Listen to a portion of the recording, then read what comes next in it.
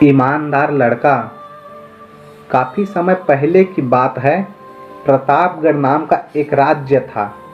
वहाँ का राजा बहुत ही अच्छा था, मगर राजा को सिर्फ एक बात का दुख था, वो यह कि उसका कोई भी संतान नहीं था। और वो चाहता था कि अब वह राज्य के अंदर किसी योग्य बच्चे को गोद ले, ताकि वह उसका उत्तराधिकारी बन सके और आगे की भागदौड़ को सुचारू रूप से चला सके। और इसी को देखते हुए राजा ने राज्य में घोषणा करवा दी कि सभी बच्चे राजमहल में एकत्रित हो जाएं। और ऐसा ही हुआ। सभी बच्चे राजमहल में इकट्ठा हो गए।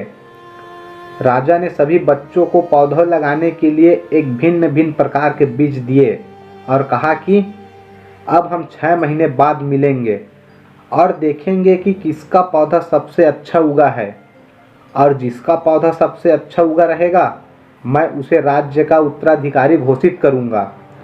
फिर सभी बच्चे बीज लेकर चले गए। 1 महीना बीत जाने के बाद एक बच्चा ऐसा था जिसके गमले में वह बीज अभी तक नहीं फूटा था, लेकिन वह हर रोज उसकी देखभाल करता था और रोज पौधे को पानी देता था। देखते ही देखते 3 महीने बीत गया। बच्चा परेशान हो गया। तभी उसकी माँ ने कहा कि बेटा धैर्य रखो, कुछ बीजों को फलने में ज़्यादा वक्त लगता है। और वह पौधे को सींचता रहा। 6 महीना हो गए। राजा के पास जाने का समय आ चुका था, लेकिन वो बच्चा डरा हुआ था कि सभी बच्चों के गमले में तो पौधे होंगे और उसका गमला खाली होगा। लेकिन वो बच्चा फिर भी उस खाली गमले को लेकर राजमहल चला गया। अब सारे बच्चे राजमहल आ चुके थे। कुछ बच्चे जोश से भरे हुए थे, क्योंकि उनके अंदर राज्य का उत्तराधिकारी बनने का प्रबल लालसा थी, क्योंकि उनके गमले में अच्छा खासा पौधा उग आया था। जैसे ही राजा ने आदेश दिया तो सभी बच्चे अपने अपने गमले दिखाने लगे।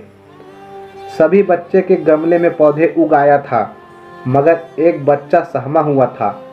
तभी राजा की नज़र उस गमले में गई। उसने पूछा, तुम्हारा गमला तो खाली है? तो उस बच्चे ने कहा, मैंने इस गमले को 6 महीने तक देखभाल की है, लेकिन पता नहीं क्यों इस गमले से पौधा नहीं निकला। राजा ने सोचा कि इसका गमला खाली है, फिर भी इसकी हिम्मत तो देखो, खाली गमला लेकर आ गया। फिर राजा ने उस बच्चे को खाली गमला लेकर सामने आने को कहा। बच्चा डरा सहमा सामने गया। राजा ने वह गमला सभी को दिखाया। सभी बच्चे जोर जोर से हंसने लगे। तो राजा ने कहा, शांत हो जाइए, इतने खुश मत होइए, क्योंकि मैं इस बच्चे को ही राज्य का उत्तराधिकारी बनाने जा रहा हूँ। उस बच्चे को उत्तराधिकारी बनने की बात सुनकर सभी बच्चे बोलने लगे कि महाराज, ये अन्याय है, क्योंकि आपने कहा था कि जिस किसी के गमले में से अच्छा पौधा उगेगा उसे ही आप राज्य का उत्तराधिकारी बनाएंगे, और ना ही इस बच्चे के गमले से पौधा तो दूर की बात है, बीज का अंकुर भी नहीं फूटा है, तो आप इसे उत्तराधिकारी कैसे बना सकते हैं? तब राजा ने बताया कि यह बच्चा सच्चा और ईमानदार है, क्योंकि मैंने जो बीज तुम सबको दिया था वो बीज बंजर और खराब था, जिससे कभी भी पौधा नहीं उग सकता।